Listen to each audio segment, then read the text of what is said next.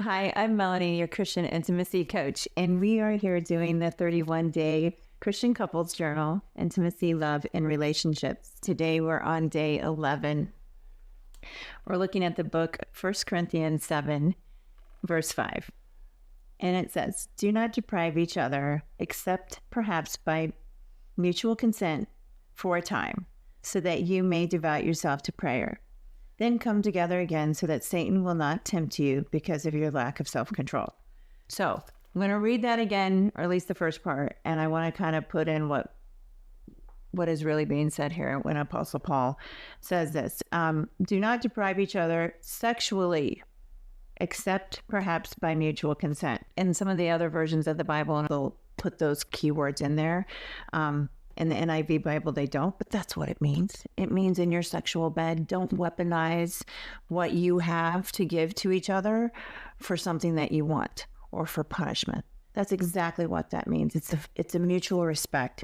He's talking about mutual respect and agreement in your intimacy and your sexual life. It also talks about, in a very broad stroking, like this also shows how prioritizing your spiritual life leads to a better marital life. So if you prioritize your spiritual life and take time away from sexual acts and needs because you're devoting yourself to prayer and furthering his kingdom, thus making your spiritual life better, your marriage life and your marriage bed gets better. So always having that unity with him, it always comes back to that love. And so your prompts, I want you to write about a time when your everyday life overshadowed your intimate relationship. So we all have those days and those times when, you really just don't feel like it, but that's what your partner needs, or that's what he or she craves. And it's a take it for the team kind of day.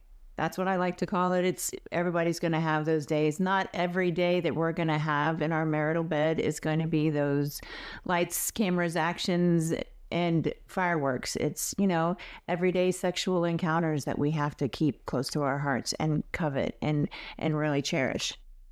And I want you to figure out, when you had those situations come in your life, how did you recognize it? Did your partner bring it up to you? Did you see it in yourself? And that's a really important thing too, because if you tend to overlook that and no one's calling you on that, partners, we should be. Right? So take some time and really give yourself some flexibility with this one. Be honest and open with each other, because this goes a long way. Our sexual needs and our sexual desires should not be weaponized against each other. They're loving gifts from God and should be looked at in no other way.